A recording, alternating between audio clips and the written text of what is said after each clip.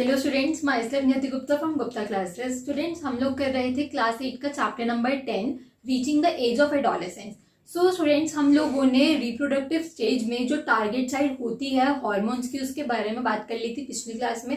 सो अब इस वाली वीडियो में हम लोग पढ़ेंगे मेंस्ट्रुएशन के बारे में, दैट इज रिप्रोडक्टिव फेज के बारे में।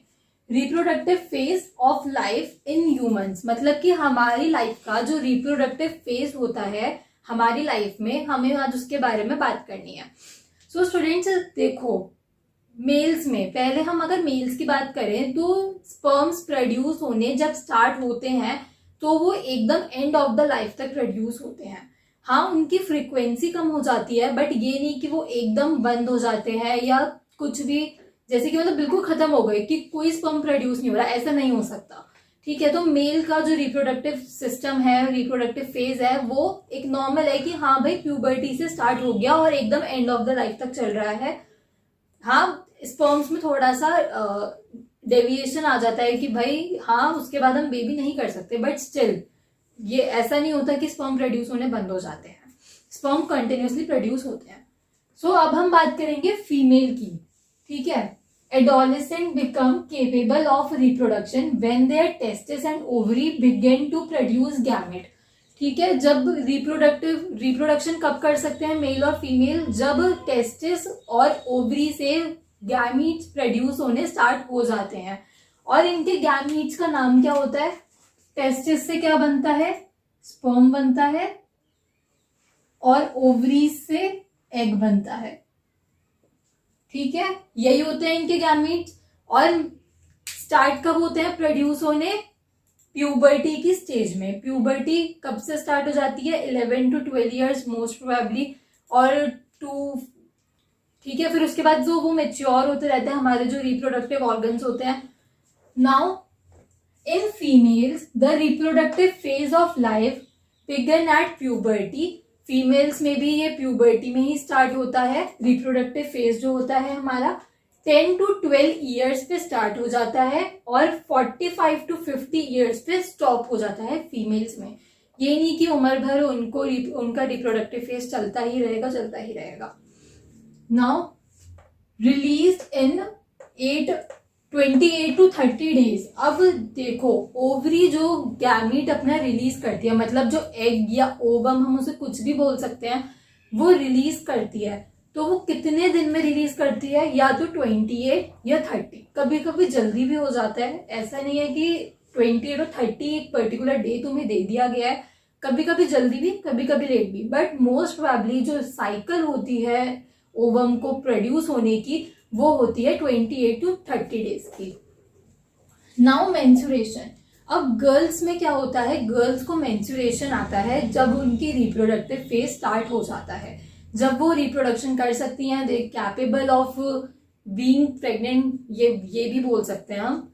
ठीक है, if fertilization does not occur, मतलब कि देखो जब भी ओवरी एग रिलीज करती है, ओके, अब ना हम एक काम करते हैं कि एक ही वर्ड यूज करेंगे, ओवरी से क्या निकलता है? एग या ओवम। तो जो आपको जो वर्ड आप लिखना प्रेफर करते हो प्लीज आप लोग वही लिखना, मैं दोनों में से कुछ भी बोल रही हूँ। ठीक है, सो देखो ओवरी ने एग रिलीज करा, एग रिलीज करने के बाद अगर मेटिंग हुई है तो फिर वो फर्टिलाइजेशन हो जाएगी, जो हमने 8 चैप्टर में नहीं है, जो हमने 9 चैप्टर में पढ़ा था। बट अगर नहीं हुई है तो फिर वो एग रिलीज हो जाता है and the thickened lining of the uterus की जो लाइनिंग है वो थिक हो जाती है, along with its blood vessels भी थिक हो जाती है, उसके ऊपर ब्लड वेसल्स आने लगती हैं। Blood vessels are shed off. ठीक है, ब्लड वेसल्स का शेड ऑफ होने का मतलब क्या है? ब्लीडिंग होना, bleeding in girls. This cause bleeding in women which is called menstruation. ठीक है, तो मेंस्ट्रुएशन क्या बोलते हैं कि जब कोई गर्ल प्रेग्नेंट नहीं होती तो उसको ब्लीडिंग होनी स्टार्ट होती है, जिससे पता चलता है कि शी इज नॉट प्रेग्नेंट, तो उसको हम बोलते हैं मेंस्ट्रुएशन। और ये कब होता है? 28 to 30 डेज में रिपीट होता रहता है, हर मंथ रिपीट होता है। Menstruation occurs once in about 28 to 30 days. Now menarche, अब देखो हर एक की स्टॉप का और पॉज का एक नाम होता है, तो ऐसी ही मेंस्ट्रुएशन का भी नाम है मेनार्क। मेनार्क क्या होता है, जब हम फर्स्ट बारी मेंस्ट्रुएशन हमें आता है, आई मीन गर्ल्स को आता है, तो उसे मेनार्क बोलते हैं। और मेनोपॉज जब मेंस्ट्रुएशन स्टॉप हो जाता है, उसके बाद नहीं आता। और इसकी एज क्या थी, स्टॉपेज ऑफ मेंस्ट्रुएशन की 45 to 50 ईयर्स में, ईयर्स ऑफ एज में ये स्टॉप हो जाता है। नाउ बिगिनिंग की एज क्या थी, 10 to 12 ईयर्स। तो इसकी साइकिल कैसे वर्क करती है, ये देखो, this is the cycle. Maturation of egg, obviously जब ओवरी में एग मैच्योर होगा तभी तो ओवरी एग को रिलीज करेगी, ठीक है। तो मैच्योरेशन ऑफ एग, पहले एग मैच्योर हुआ, उसके बाद इट रिलीजेस, उसके बाद वो रिलीज हो गया। उसके बाद क्या होता है, यूट्रस की जो वॉल्स हैं वो थिक होनी स्टार्ट हो जाती हैं। फिर उसके बाद ब्रेक डाउन एकदम से ब्रेक होती है अगर प्रेगनेंसी नहीं हुई है तो, ठीक है। नाउ जो मेंस्ट्रुएशन साइकिल है इज कंट्रोल्ड बाय हॉर्मोन्स। अब मैंने आप लोगों को हॉर्मोन्स के बारे में भी पढ़ाया था और मैं पढ़ा भी चुकी हूँ पहले। लाइक देखो, जैसे यहाँ पे हॉर्मोन्स में किसकी बात हो रही है, गर्ल्स हार्मोन की बात हो रही है। जब मेंस्ट्रुएशन गर्ल्स में होती है तो ये तो अंडरस्टूड है, कॉमन सेंस है कि यहाँ पे गर्ल हार्मोन के बारे में बात हो रही है। तो रिप्रोडक्टिव जो हमारा प्यूबर्टी होता है उसमें हमारी बॉडी में कौन से हार्मोन का लेवल बढ़ने लगता है, दैट इज ईस्ट्रोजन।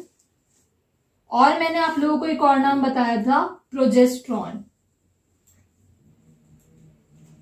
तो इन दोनों की हेल्प से, ईस्ट्रोजन और प्रोजेस्ट्रॉन की हेल्प से पीरियड्स, मेंस्ट्रुएशन दोबारा आता है, ठीक है। सो स्टूडेंट्स, हमें यहाँ से अभी मेरे मुंह से पीरियड निकला, तो स्टूडेंट्स ये जो मेंस्ट्रुएशन साइकिल होती है उसे हम पीरियड्स भी बोलते हैं इन डेली लाइफ की। मतलब हम इसके लिए मेंस्ट्रुएशन वर्ड यूज नहीं करते, इन डेली लाइफ हम लोग इसे बोलते हैं कि लाइक एक गर्ल को पीरियड्स आ गए, ठीक है स्टूडेंट्स। मतलब मेरे को थोड़ा ऑकवर्ड लगा ये वीडियो में बोलने में पहले, तो मैंने एकदम से वीडियो जाके पॉज करी कि भाई मैंने क्या बोल दिया, बट आई डोंट नो, क्योंकि हमारी सोसाइटी कुछ ऐसी है, हमारे मुंह से ऐसे वर्ड सुनती है तो भाई कुछ हो जाता है सामने वाले को कि भाई इस लड़की ने पता नहीं क्या शब्द बोल दिया। बट मैं ये मानती हूँ कि सबको, चाहे वो गर्ल हो चाहे बॉय हो, सबको पता होना चाहिए कि हमारी जो डेली लाइफ है उसमें क्या क्या एक्टिविटीज होती हैं और क्या क्या हॉर्मोन्स रोल प्ले करते हैं। सो मेरे को कोई शर्म नहीं है, बट आपके मम्मी पापा देखेंगे, वो कुछ कमेंट पास करेंगे और आप लोग कुछ गंदा कमेंट पास करो, तो इस वजह से मेरे को थोड़ा ऑकवर्ड फील हुआ था। बट आई डोंट नो कि पेरेंट्स क्यों अपने बच्चों से ऐसे करते हैं कि भाई हाँ हमारी तबीयत खराब है, हमें कुछ हो गया, बट एक्चुअल रीजन नहीं बताते। बट आई थॉट कि बच्चों को पता होना चाहिए ताकि उन्हें भी आगे जाके फेस करना है सब कुछ, तो उन्हें पहले से पता हो, दैट्स बेटर।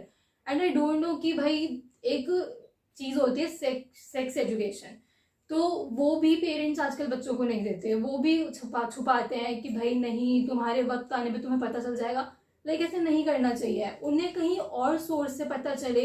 इट्स बेटर कि तुम अपने बच्चों को इन्फॉर्मेशन दो कि हाँ वो चीज़ क्या होती है। तो ठीक है, इसमें कोई ऑकवर्ड फील करने वाली बात नहीं है, इट्स अ नॉर्मल थिंग। तो अपनी सोच को थोड़ा बड़ा रखो, ओके।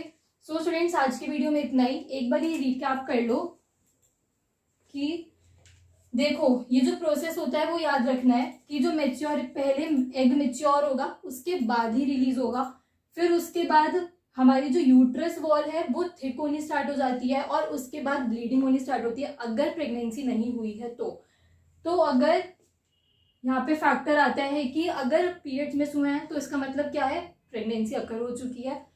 फिर उसके बाद एक और चीज आती है, ये चीज मेंशन करनी है कि ब्रेक डाउन होगा इफ प्रेगनेंसी नॉट अकर। पूरा रीजन मेंशन करना है कि ब्रेक डाउन सिर्फ तभी होगा जब प्रेगनेंसी नहीं होगी, अगर प्रेगनेंसी होगी तो ब्रेक डाउन नहीं होगा। फिर ब्रेक डाउन क्यों होगा, हमारी जो यूट्रस की वॉल है वो थिक ही इस वजह से हुई है क्योंकि ताकि अगर प्रेगनेंसी बाय चांस हो तो फिर वो मतलब जो बेबी है वो उसको न्यूट्रिशंस वगैरह प्रोवाइड कर सके, पूरी प्रोटेक्शन प्रोवाइड कर सके। और ये जो फर्टिलाइजेशन का प्रोसेस है वो हम लोग पढ़ चुके हैं पहले वाले चैप्टर में, रिप्रोडक्शन इन एनिमल्स, फर्टिलाइजेशन वाले टॉपिक में। ठीक है, सो स्टूडेंट्स आज की वीडियो में बस इतना ही। आई होप आप लोगों को समझ में आया होगा, और अगर कोई भी डाउट है तो प्लीज़ एक बार मेरे को कमेंट सेक्शन में कमेंट कर देना, मैं आप लोगों का डाउट क्लियर करने की पूरी कोशिश करूंगी। Thank you.